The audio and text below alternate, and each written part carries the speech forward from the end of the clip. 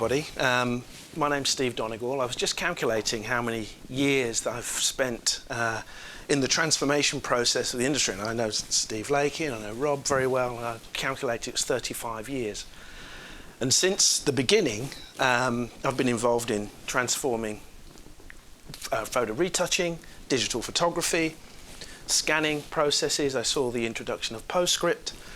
I was involved with the Indigo business from the very, very early stages in the 90s, 93 actually, and I've seen whole regions transform. But I also know that the industry doesn't move unless it has to. And it is an industry that will stick to the best habits. So I come from a background of transformation.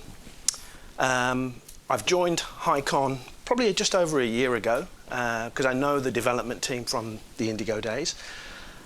And I guess I want to talk to you about moving from the old to the new. And some of those moves can be painful, and in many cases companies resist those moves. But I think we've seen a lot of change. I think we've gone through a couple of generations now where technology is the norm. I remember pulling up at the side of the road, having to make phone calls because I didn't have a phone in the car, and reporting activity through to the office. And many people in this room, I can see a lot of young faces, wouldn't have a clue how those sort of times were. But we are in a point of transformation, and finishing is one of those pieces of the puzzle that is the last thing to move. And we've talked about and seen a lot of the digital printing transformation, which I've been involved. But at the back end, and I think Little Packaging made a really good point about the whole concept of what do you do with it once you've finished. If it's 50, 100, 400 sheets, you've got to put it through some sort of analog finishing process, which creates bottlenecks down the line. So for those of you that don't know Highcon, it's been around for quite a while. 2009, founded by two ex-Indigo engineers, about 130 people. And if you'd have been watching the news, you'd have heard that we went public on the Israeli Stock Exchange early this year. And that was a strategic move, primarily because of our shift to the corrugated marketplace to complement our activities in folding carton and so on. So a lot of patents, typical of an Israeli company, but more importantly, sort of looking at sustainability, we've had an impact of over 25,000 die cutting tools that we've taken out of the process. And if you, obviously you know what the implications and the logistics and the costs of producing dies, you know, we're looking at streamlining the process. We're looking at having a complete end-to-end digital workflow and taking out some of the costly, static, high labour, high expensive elements out of the process. And sustainability, albeit a spoken word, it's a little bit like variable printing back in the 90s. We talked about it as the big buzzword for digital, but not many people got involved very early. And of course, if we look at the number of creasing lengths, if you want, because of our process, we've got 158,000 meters of digitally driven mechanical creasing rules that basically offsets the need to produce a die. And at this point in time, I can tell you we've got a little bit of an update. We've got around about 80 installations around the world. So it's still relatively new. So, as I mentioned, full market penetration of pre-press. I don't know if there's many companies out in the world that don't know what we're talking about, workflow and pre-press, color management. It's an integrated and fully implemented part of the business. We've heard about the printing side, huge growth. We're seeing inkjet shift into overdrive. But now we believe finishing will be the part that we have to focus on to take advantage of the agility of digital and on-demand, short-run, just-in-time manufacturing.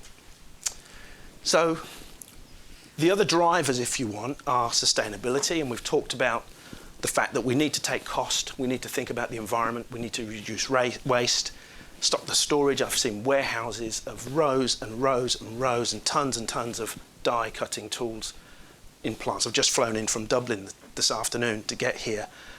Similar case out there, and there's also a shortage of materials. And people are wanting more personalised, more versioned products.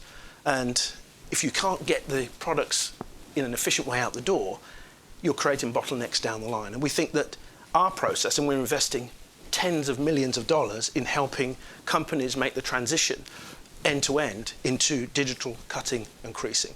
And that speed to market is really the important piece that complements agile printing. And of course, the other part of it is making sure that what you do on these technologies is profitable. And it's not just about the long run. And I didn't want to get too much into the technicalities because, one, I'm not a real deep technocrat.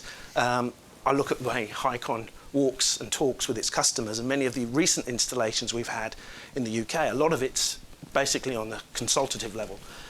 I think I heard the previous speaker talk about walking through the plant, looking at the workflow, looking at the jobs, analysing previous production, looking at format, and finding ways in which we can streamline production. And sometimes there's some changes, and quite dramatic changes in terms of positive effect. And other times you find out that there isn't just a simple way of doing things and you have to bypass some processes. But implementation is really the key to transformation. And in that process, we've dragged along quite a few brands. And the brands that are engaging with us and working with our customers are well-known brands. Some of them are huge brands, and many of them have got online, on-demand, special promotions that we help them to curate. And we've got a division within Highcon that works specifically with the brands to find ways in which we can help them to create sustainable solutions in the future. And I think they're going to be more and more looking towards their suppliers to help them to do that. So I'm not just here to talk about corrugated. I think our technology, it's got a home in folding carton.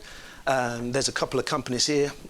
You probably don't know Autejean in France, but Glossop Cartons took the first Highcon technology about 9 years ago up in Stockport. It's still running, it's still operating there. In the corrugated space, very high impact. This is quite new for us in the UK, so I'm hoping that during this session I can get to meet companies that are focused on corrugated. And of course in folding cartons we've got the bedrock of our installations in folding carton companies. Of course you've got commercial printers that are becoming a hybrid version of themselves and not just looking at commercial printing. So in terms of samples, I've got quite an array of samples which I'd love to share with you. I'm not going to disrupt the meeting by handing out samples now, but we're pushing quite hard into the corrugated space, and part of our public IPO was to make sure that we are best positioned in the future to offer all the right products and services to the corrugated space. And again, that's really quite an important strategy for us because we are in the process or in the game of taking out and improving workflow in the corrugated and the packaging space. So for folding cartons, we've got some really unique products, and I think it leads me to boutique products, online products, where just-in-time, bespoke packaging is becoming the norm. We've got one company, Printgraph, who has a division called Packly that turns around packaging in 24 hours. You can go in, order online from a set group of templates with any graphics, because most of it's printed digitally, and in 24 hours you'll have your packaging on your doorstep. And he's built an entire business, a very successful business, just with online communications.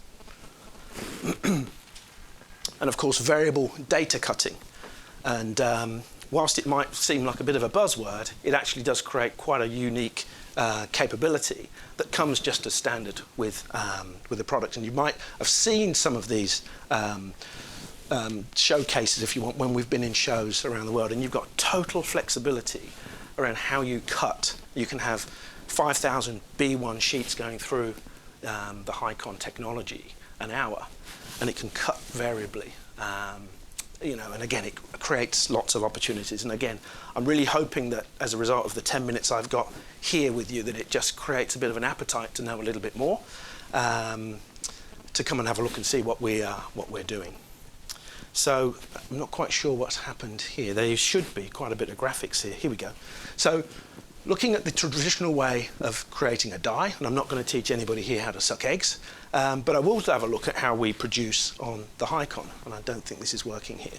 So essentially, we have a dart, which is a digital adhesive rule technology, which uses essentially a resin, takes a digital key line, creates the creasing matrix very quickly on a foil. It's UV cured, and that produces the creasing matrix for the sheet. That's sort of phase number 1. And actually, I was wondering if I would dare to try and have a video work, but I'm actually going to decline at this point because it might not, it might backfire. But what I wanted to do for those of you that hadn't seen our technology working was to show you exactly how fast and how efficient. No, I didn't. It may backfire. Here we go. Go on then. It's probably 30 minutes long, and I've only got 10 minutes. But just to give you a taste of it.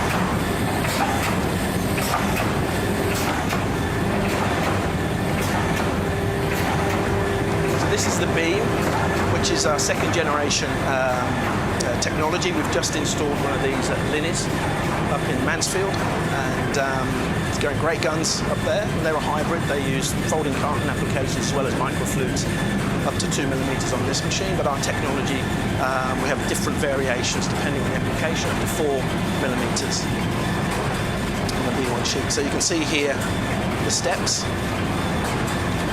This is the stacker.